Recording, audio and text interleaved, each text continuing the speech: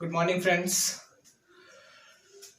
मैं पवन Kumar genius zone Islampur और हुलासगंज का एकमात्र टीचर और आप लोगों के सामने फिर से प्रस्तुत हुआ हूँ एक नए वीडियो के साथ। और जो ये वीडियो होने वाला है ये क्लास 10th का होने वाला है, क्योंकि बहुत लोगों के मांगों पर मैंने इस वीडियो को बनाने का निर्णय जो ले रखा था उसे आज मैं पूरा करने जा रहा हूँ। तो आज का जो हम लोग का जो सब्जेक्ट होने वाला है साइंस में वो केमिस्ट्री का क्लास होने वाला है। इससे पहले मैंने 2 लेक्चर फिजिक्स का दिया था और विद्युत धारा हम लोग इलेक्ट्रिक करंट 2 लेक्चर पढ़ चुके थे। वो 2 लेक्चर जहां तक पढ़े थे वो वहां पर आप नोट डाउन करके रखिएगा। उसका जो 3rd लेक्चर होगा एक केमिस्ट्री लेक्चर के बाद मैं दे दूंगा, कल वो ऐड हो जाएगा। जहां तक बात है आज केमिस्ट्री का, तो केमिस्ट्री का मांगे बढ़ने के कारण आज मैं इस वीडियो में केमिस्ट्री का जो मेन जो चैप्टर है उसको अच्छी तरीके से पढ़ाना चाहता हूं, because chemistry play an important role in our daily life. So chemistry is much needed for every student who is studying in class 12th either or is in class 10th. So every student who has a passion of to knowing something better, तो उनके लिए जो chemistry है वो बहुत ही important है. ठीक है, तो केमिस्ट्री एक अच्छा रोल भी प्ले करता है. हर आपके एग्जाम में 11th या 12th में अच्छे मार्क्स लाएंगे, आप अच्छा जगह पर जा सकते हैं. इवन कॉम्पिटिटिव एग्जाम्स में भी आजकल केमिस्ट्री के सवाल कुछ ज़्यादा ही आने लगे हैं.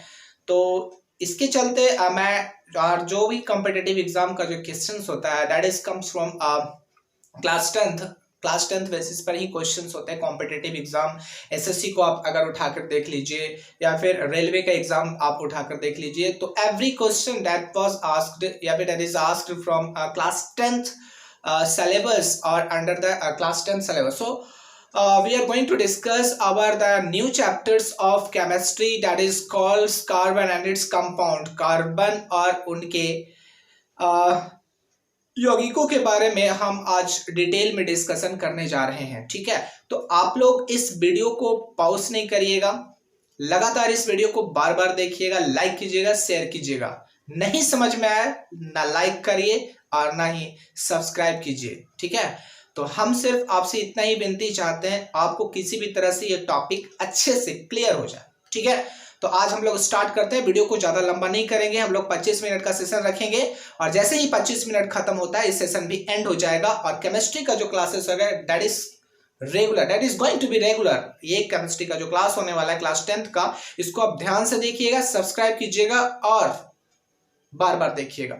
तो आप लोग हेडिंग डाल दीजिए कार्बन तथा इनके यौगिक. ये चैप्टर 4 में पढ़ना है कार्बन तथा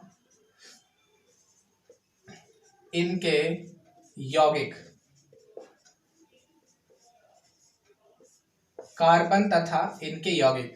सबसे पहले हम कार्बन के बारे में डिस्कशन करते हैं. कार्बन क्या है? तो कार्बन हमारे पृथ्वी पर 0.02% उपलब्ध है. कितना है पृथ्वी पर?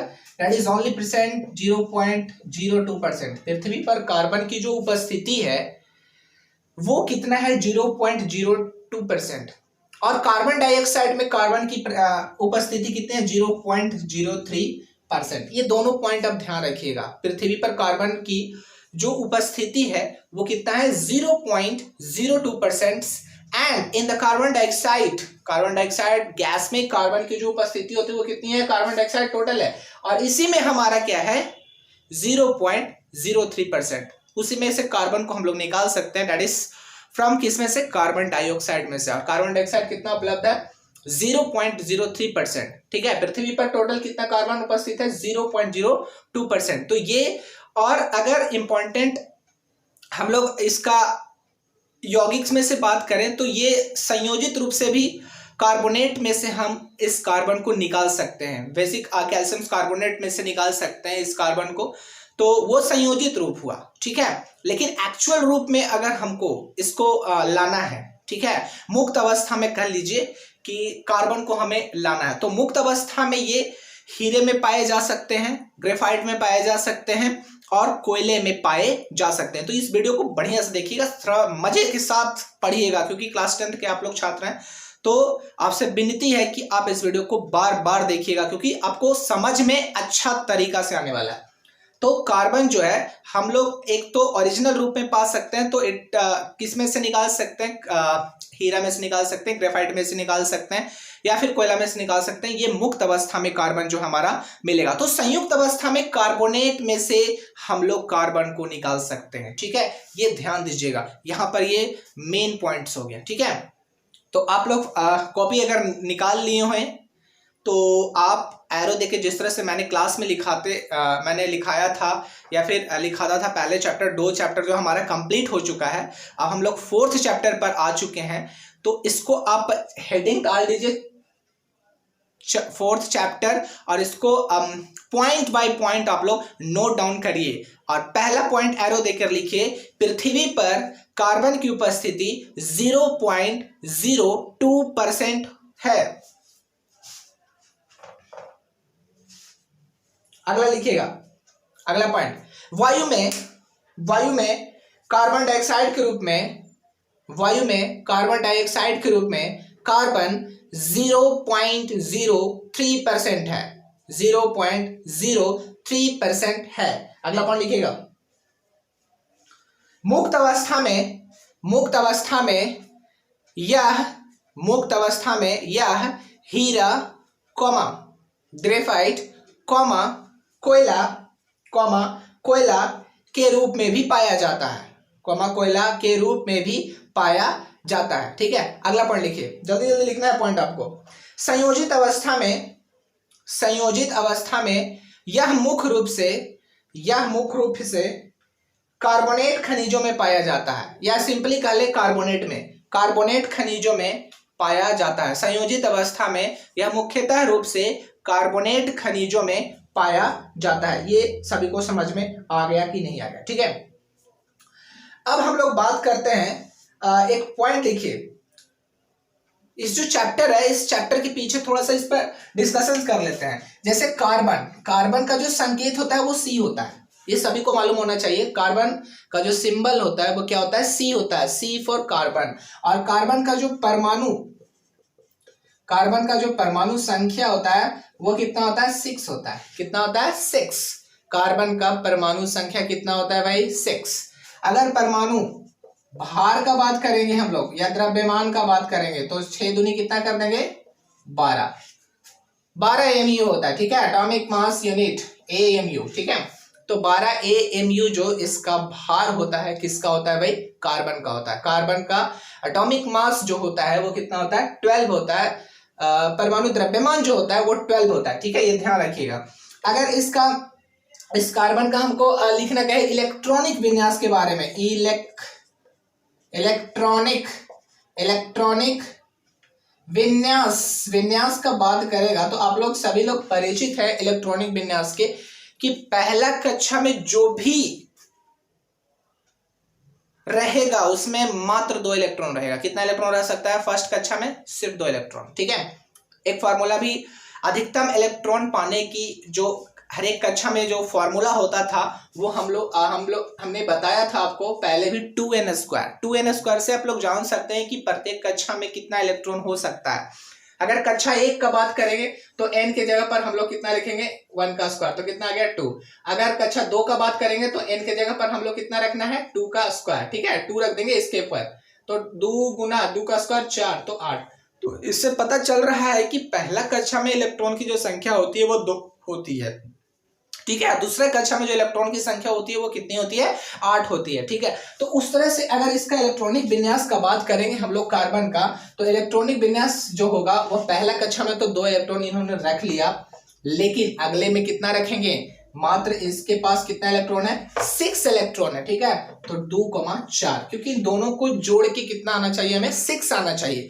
तो कार्बन के पहला कक्षा में याद रखेंगे 2 electrons are available, and in the second जो सेल है, उस सेकेंड सेल में जो इलेक्ट्रॉन की जो संख्या होती है वो कितनी होती है? 4 होती है। ये ध्यान रखिएगा, समझ में आ रहा है? तो ये हम लोग एक नॉर्मल डिस्कशन कर लिए कार्बन के ऊपर। तो कार्बन की जो संकेत होता है वो C होता है, परमाणु संख्या 6, परमाणु द्रव्यमान 12 और इलेक्ट्रॉनिक विन्यास 2,4। That is more important for your knowledge. तो अब आगे हम लोग बात करेंगे, कुछ पॉइंट लिख लेते हैं, इस पॉइंट पर थोड़ा सा अमल करेंगे कि इस पॉइंट में क्या रखा हुआ है। तो आप पहला पॉइंट नोट करिए, ये अगर आप नोट कर रहे हैं तो कोई बात नहीं, ऐसे आप लोग को याद हो जाएगा तुरंत। वीडियो को बार बार देखिएगा, ये छोटी सी नॉर्मल सी बात है। पॉइंट लिखिए आप पहले।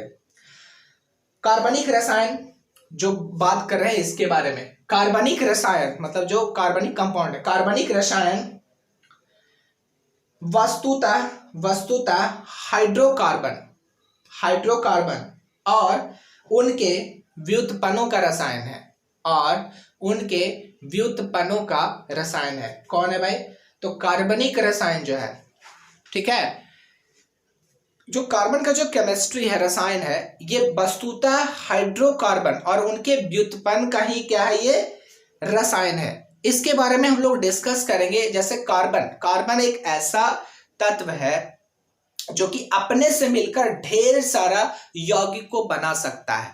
जैसे आप लोग देख सकते हैं, आप लोग पढ़े होंगे मीथेन, इथेन, प्रोपेन, तो उसमें देखिएगा कि कार्बन और हाइड्रोजन के मिश्रण से ही या फिर कार्बन के ही सेल्फ कॉम्बिनेशन से जुड़कर ढेर सारे यौगिक बना लेते हैं।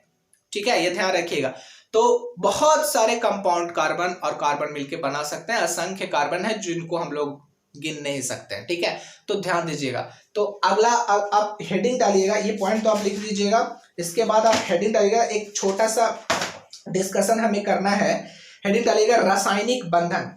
रासायनिक बंधन में आप लोग सबसे पहले हेडिंग डालिएगा जो हमें काम की चीज है वो हम पढ़ रहे हैं यहाँ पर, नहीं कि यहाँ पर फालतू का बकवास चल रहा है।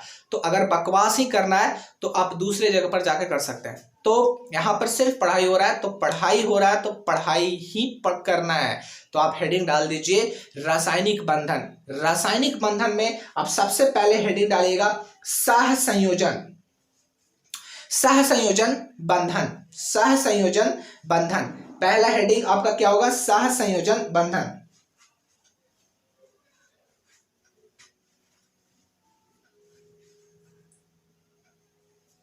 डाल दिए आप सहसंयोजन बंधन। आप लोग ध्यान से देखिएगा, सहसंयोजन बंधन। देखिए, सहसंयोजन बंधन, सहसंयोजन बंधन, ठीक है, ये ध्यान दीजिएगा। सहसंयोजन तभी बनेगा जब इलेक्ट्रॉनों का साझा होगा। ध्यान से सुनिएगा, ये सहसंयोजक बंधन तभी बनेगा जब इलेक्ट्रॉनों का क्या होगा? साझा। और वो कौन से इलेक्ट्रॉन होंगे? वो अंतिम कक्षा वाले इलेक्ट्रॉन होंगे। जब दो परमाणु, ध्यान से सुनिएगा इसको, जब दो परमाणु आपस में अपने अंतिम कक्षा वाले इलेक्ट्रॉन के साथ साझा करके जो यौगिक बनाते हैं उसे हम लोग सहसंयोजक यौगिक कहते हैं, और जो बंधन उनके बीच बनेगा वो सहसंयोजक बंधन बनेगा। ध्यान दीजिएगा, ठीक है। तो नॉर्मली जो सहसंयोजक जो बंधन बनता है वो नॉर्मली नॉन मेटल और नॉन मेटल के बीच बनेगा। समझ में आ रहा है? जैसे H बॉन्ड H में हाइड्रोजन क्या है? नॉन मेटल, अधातु। तो नॉर्मली जो हमारा सहसंयोजक यौगिक जो होता है, सहसंयोजन यौगिक या सहसंयोजन बंधन में दो जो परमाणु होंगे वो दोनों अधिकतर नॉन मेटल होते हैं। नॉन मेटल का कहने का मतलब अधातु। आप पहले पॉइंट लिखिए, पॉइंट उसके बाद फरमाते हैं, समझाते हैं किस तरह से समझा जाता है केमिस्ट्री को। ध्यान से देखिएगा, पॉइंट लिखिए पहले। जब दो परमाणु अपने बाहरी कक्षा के इलेक्ट्रॉनों का आपस में साझा करके या संयोग करते हैं, आपस में साझा करके संयोग करते हैं, तो उनके बीच निर्मित बंधन को सहसंयोजक बंधन कहते हैं। तो उनके बीच निर्मित बंधन को सहसंयोजक बंधन कहते हैं। अगला पॉइंट लिखिएगा। इस प्रकार से निर्मित यौगिक को सहसंयोजक यौगिक कहते हैं। ठीक है, तो हाइड्रोजन के पहले हम लोग एग्जाम्पल पे जाते हैं। हाइड्रोजन को सब लोग जानते हैं, अच्छी तरह से जानते हैं कि हाइड्रोजन क्या है हमारे पास। हाइड्रोजन नॉर्मली गैस है और हाइड्रोजन की अंतिम कक्षा में कितना इलेक्ट्रॉन होता है? 1 इलेक्ट्रॉन। कितना इलेक्ट्रॉन? 1 इलेक्ट्रॉन। तो बाहरी कक्षा में हाइड्रोजन, ये है हाइड्रोजन हमारे पास, समझ में आ रहा है? ये हाइड्रोजन, इसके अंतिम कक्षा में कितना इलेक्ट्रॉन है? 1 इलेक्ट्रॉन है। समझ में आया? एक हाइड्रोजन और ले लिए, इसका भी अंतिम कक्षा में कितना इलेक्ट्रॉन होगा?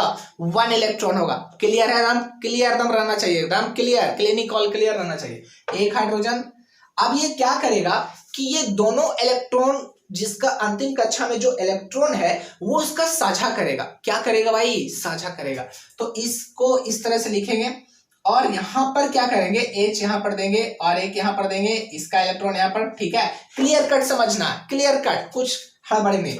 ये इलेक्ट्रॉन जो है ये इसका भी है, ठीक है, ये इसका भी है और ये इसका भी, ये साझा हो गया।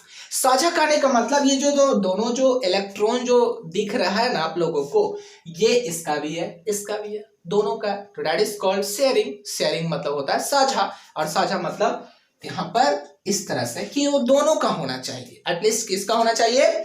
दोनों का होना चाहिए। तो अगर बात करेंगे और यहाँ पर नीचे अगर लिखें H, ये 2 इलेक्ट्रॉन है। ध्यान दीजिएगा यहाँ पर कि अगर कहीं भी 2 इलेक्ट्रॉन है ना तो सिर्फ एक बंध बनेगा। एक माइनस जैसा दिखाना है, उसको माइनस पढ़ना नहीं है, एटलीस्ट यहाँ पर बंध बोलना है, बॉन्ड बोलना है। अगर 4 इलेक्ट्रॉन रहा तो डबल बॉन्ड दिखाना है, बराबर का चिन्ह देना है। और अगर ट्रिपल, 1 2 2 4 2 6 3 जोड़ा इलेक्ट्रॉन है तो यहाँ पर ट्रिपल बॉन्ड देंगे। ये ध्यान रखना है कि अगर 2 इलेक्ट्रॉन तो 1 बॉन्ड, 4 इलेक्ट्रॉन तो 2 बॉन्ड और 6 इलेक्ट्रॉन तो कितना बॉन्ड? 3 बॉन्ड। तो यहां पर कितना दिख रहा है आपको? 2 इलेक्ट्रॉन दिख रहा है। 2 इलेक्ट्रॉन कहने का मतलब 1 बॉन्ड और H, ठीक है। और इसको H बॉन्ड, H को क्या लिख सकते हैं? H2। तो यहां पर आप लोग देख रहे हैं कि H2 जो हमारा अणु है ये क्या चीज के रूप में है? ये अणु के रूप में है। ये क्या चीज के रूप में है? अणु के रूप में। तो अणु कैसे बना? जब 2 हाइड्रोजन परमाणु आपस में अभिक्रिया करते हैं, या अभिक्रिया कैसे करेंगे? यहाँ पर उन दोनों का जो बाहरी कक्षा में इलेक्ट्रॉन जो उपस्थित है उनको उनके साथ साझा होता है। क्या होता है? साझा होता है, शेयरिंग होता है। और शेयरिंग होने की वजह से हमारे पास H2 अणु की उपस्थिति होती है, या नया जो बनता है चीज उसको हम लोग क्या कहेंगे? H2 बोलते हैं। क्या बोलते हैं? H2 बोलते हैं। ये सभी को समझ में आ रहा है या नहीं आ रहा है? नहीं आ रहा है तो आप लोग कमेंट में लिखिएगा, ठीक है। अगर नहीं आ रहा है तो आप लोग कमेंट में लिखिएगा। आप एग्जांपल में लिखिए हाइड्रोजन परमाणु की 72 कक्षा में 1 इलेक्ट्रॉन रहता है, और यह एक अन्य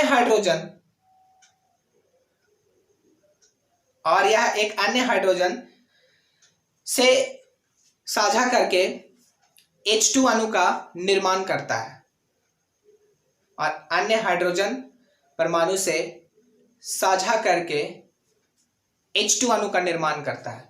ये आप लिख लीजिए।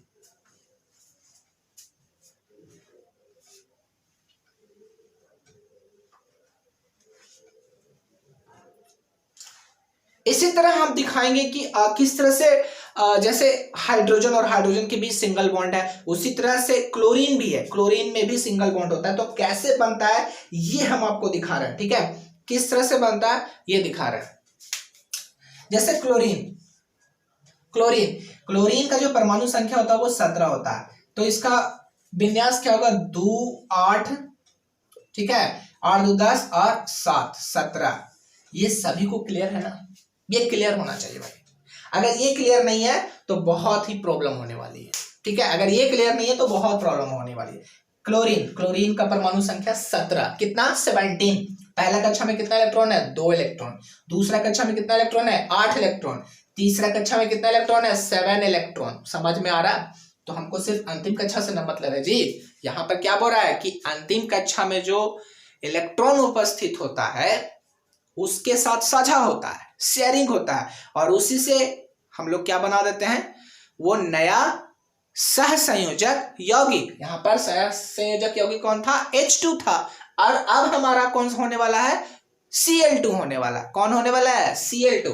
तो ध्यान से देखिएगा आप लोग बोर्ड पर, सिर्फ बोर्ड पर ध्यान से देखिए आप, वो कुछ करना नहीं है, समझना है सिर्फ। चीजों को बार बार देखने से आपको क्लियर कट हो जाएगा, आपको समझ में आ जाएगा। क्लोरीन, क्लोरीन लिख दिए आप, कुछ नहीं करना है इसको। यहां पर सिर्फ इलेक्ट्रॉन, अंतिम कक्षा में इलेक्ट्रॉन कितना है क्लोरीन का? 7 इलेक्ट्रॉन। तो 2 2 4 2 6, एक इलेक्ट्रॉन इधर रख दीजिए, ठीक है। तो एक क्लोरीन और लेते हैं भाई, एक क्लोरीन और ले लिए, इसका भी 2 2 4 2 6 और एक 7, ठीक है। ये ध्यान दीजिएगा, 2 क्लोरीन लिए हैं, दोनों का हम लोग 7-7 इलेक्ट्रॉन दर्शा दिए हैं। ये किसी को भी दिक्कत नहीं होनी चाहिए। क्लोरीन का इलेक्ट्रॉनिक विन्यास हम लोग जान गए हैं। अब कोई दिक्कत नहीं है हम लोग को। कितना होता है? 287 होता है। पहला कक्षा में 2 इलेक्ट्रॉन, दूसरा कक्षा में 8 इलेक्ट्रॉन, तीसरा कक्षा में 7 electron. Total number of electron कितना? 17। समझ में आ रहा है? अंतिम कक्षा में बात करेंगे तो कितना इलेक्ट्रॉन है? 7 इलेक्ट्रॉन है। इसको अष्टक को पूरा करने के लिए कितना इलेक्ट्रॉन चाहिए? सिर्फ 1 इलेक्ट्रॉन चाहिए। जैसे ही अष्टक पूरा करेगा क्लोरीन पर कौन सा चार्ज आता है भाई? Cl- आता है। ये सभी को क्लियर होना चाहिए। जैसे ही कोई तत्व इलेक्ट्रॉन प्राप्त करती है तो उसके ऊपर माइनस चार्ज आता है। कौन सा चार्ज आएगा? Minus charge. अगर इलेक्ट्रॉन लूज करता है तो उस पर एक पॉजिटिव। जितना इलेक्ट्रॉन लूज करेगा, जितना इलेक्ट्रॉन खोएगा, उतना उस पर पॉजिटिव चार्ज आएगा। क्लियर? जितना इलेक्ट्रॉन को लेगा, जैसे 2 इलेक्ट्रॉन किसी ने लिया तो 2 इलेक्ट्रॉन लिया, यानी कि उस पर 2 नेगेटिव चार्ज। अगर 3 इलेक्ट्रॉन लिया तो 3 नेगेटिव चार्ज। ये क्लियर होना चाहिए, ठीक है। अब यहां से ये हुआ। अब इसको क्या करेंगे? क्लोरीन को इधर लिखेंगे, क्लोरीन को इधर लिखेंगे। ये यहां पर लिख दिए 6 इलेक्ट्रॉन इधर और एक बीच में और एक इधर, इधर 2, ठीक है। इस तरह से ही लिखे हैं, कुछ किए नहीं है। ये जो बीच में जो 2 इलेक्ट्रॉन है, ये तो एक इलेक्ट्रॉन इसका था और एक इसका है। क्लियर है? ये सभी को समझ में आ रहा है ना? ये दोनों को इस तरह से ऐसे गोला लगा दीजिए, ठीक है। इससे मतलब ये हुआ कि अपना अष्टक पूरा किया पहला क्लोरीन। क्लियर है? अब क्या करेंगे? यहां पर इसको ऐसे करेंगे, इन दोनों इलेक्ट्रॉन का जो बीच में जो ठहरा हुआ है लॉकडाउन के दौरान, ये दोनों इलेक्ट्रॉन जो लॉकडाउन के दौरान ठहरा हुआ है इन दोनों घरों के बीच, क्लोरीन के बीच, इनका भी तो हक बनता है गिनती करवाने का, क्योंकि ये भी तो जनता है जो लॉकडाउन में फंसे हुए हैं। तो लॉकडाउन में फंसे हुए तो यहां पर कुछ नहीं करना है। यहां पर 2 इलेक्ट्रॉन है ना? तो 2 इलेक्ट्रॉन, 2 आदमी है भाई, लॉकडाउन है, रोटी एक मिलेगा, ये ध्यान रखना है। तो एक रोटी मिलेगा, यानी Cl बॉन्ड Cl। समझ में आ रहा है? और Cl बॉन्ड Cl जब 2 जने आपस में मिलेंगे तो ये क्या बन जाएगा? Cl2 बन जाएगा। समझ में आ रहा है? रोटी मिलेगा एक, 2 जने हैं, लॉकडाउन है, सरकार के पास पैसा नहीं है, कितना रोटी मिलेगा?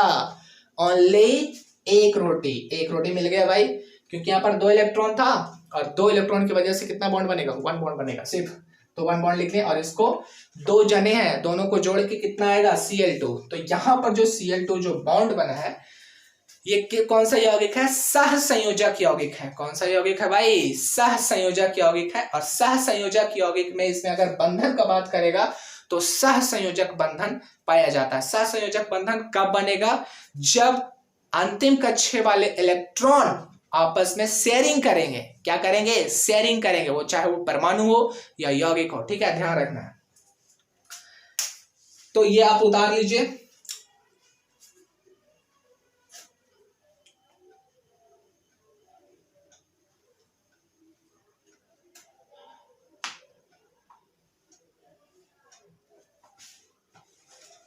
ठीक है, तो ये तो एक था एकल, जितना भी एग्जाम्पल था वो एकल सहसंयोजक बंधन का उदाहरण था। सब हम लोग देख रहे थे सहसंयोजक बंधन।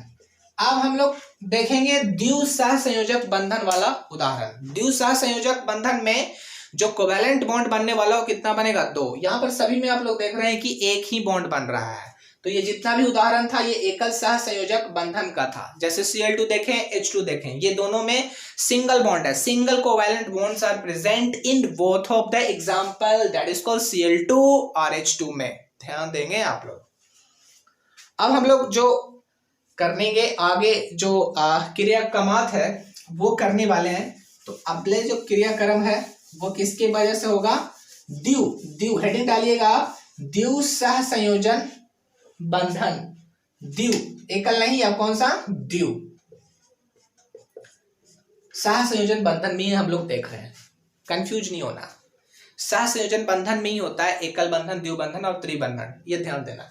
तो एकल बंधन हम लोग डिस्कस कर लिए, H2 वाला और Cl2 वाला। अब डिस्कशन करेंगे द्विव सह संयोजक बंधन। द्विव मतलब डबल, क्या डबल होने वाला, जैसे आप लोग ऑक्सीजन का नाम सुने होंगे, oxygen is also a non metal, ठीक है। ऑक्सीजन जो हमारा है वो अधातु है। जब ऑक्सीजन के बारे में तो पता है भाई, ऑक्सीजन तो O से सूचित होता है और इसका इलेक्ट्रॉनिक विन्यास क्या है, 2,6। अगर इसका परमाणु संख्या का बात करेंगे तो 6 और 2 कितना हो गया, 8 हो गया। कितना हो गया, 6 और 2 8, परमाणु संख्या 8, परमाणु भार 8 2 नहीं 16, परमाणु भार ऑक्सीजन का कितना होगा, 16 होगा। इलेक्ट्रॉनिक विन्यास का बात करेगा ऑक्सीजन का तो 2,6 देंगे, ठीक है।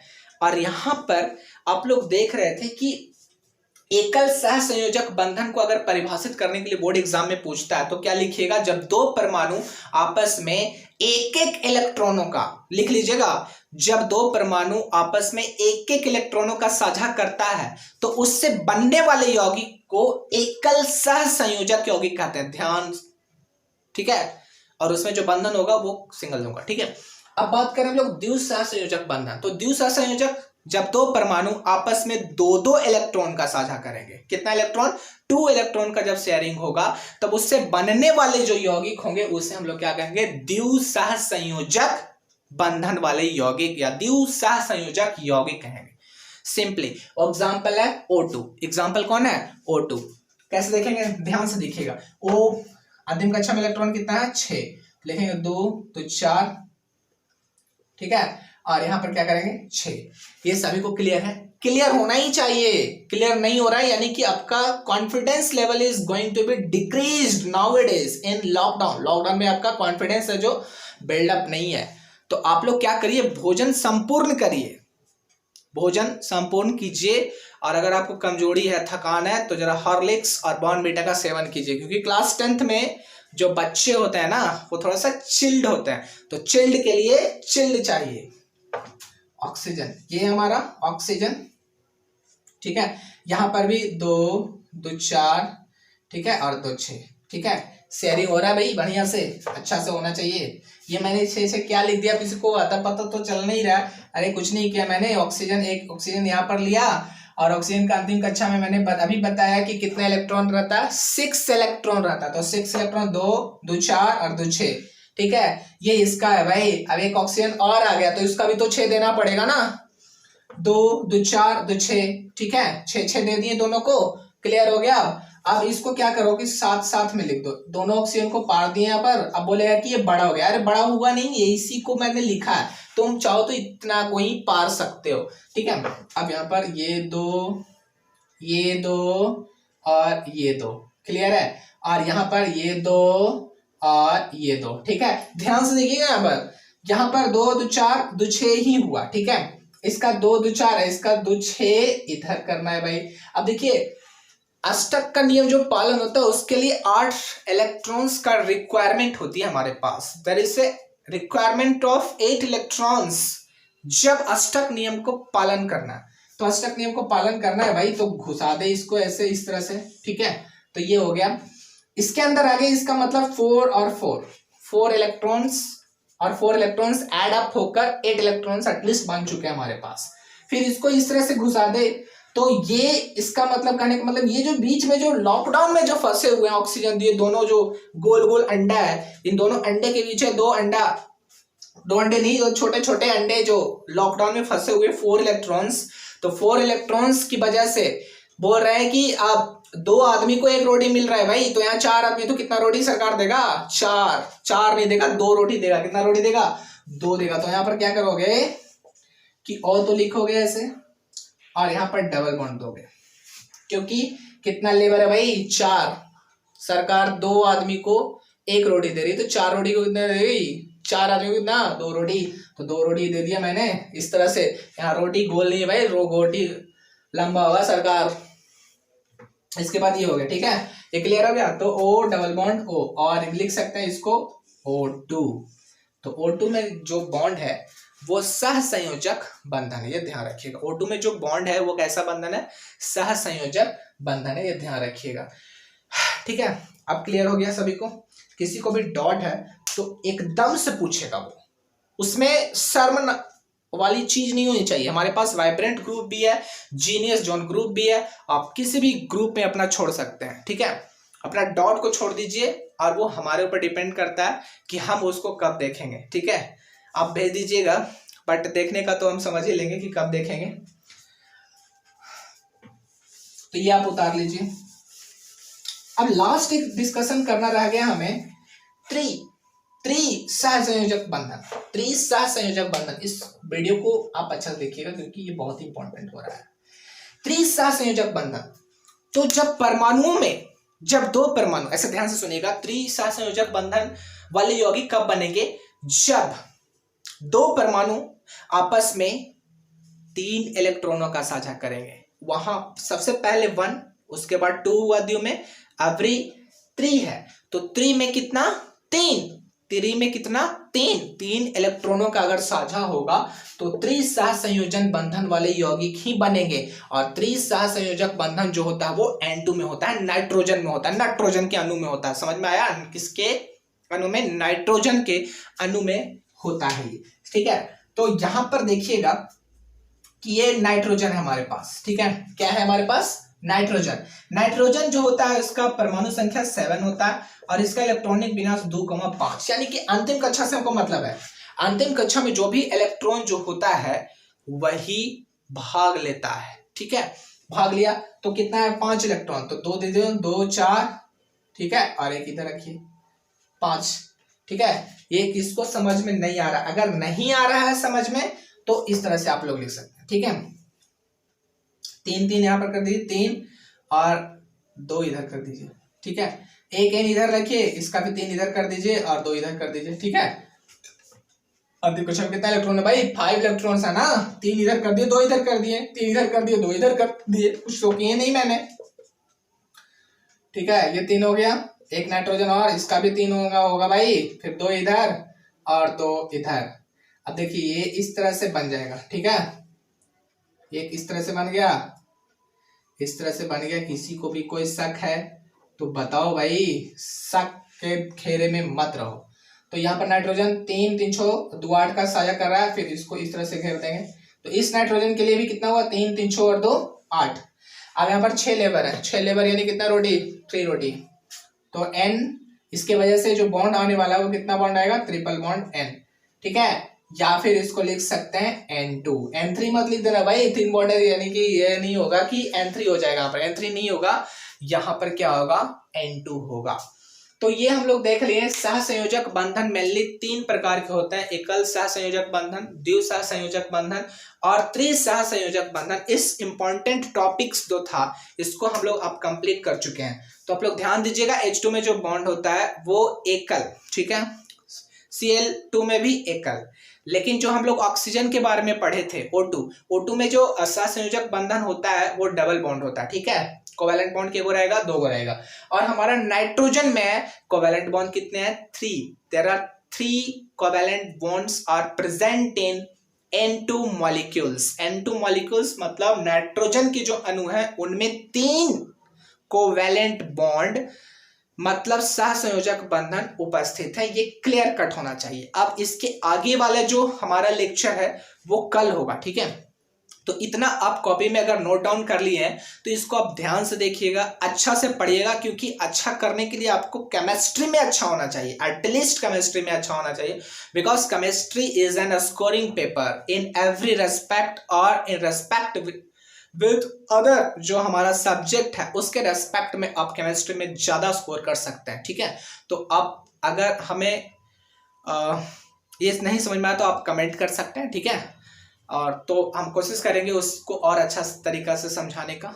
तो इस वीडियो को लाइक कीजिए, सब्सक्राइब कीजिए, और अब हम चलते हैं। थैंक यू, जय हिंद, जय भारत। अब कल होगी मुलाकात। सभी को good night, bye, see you.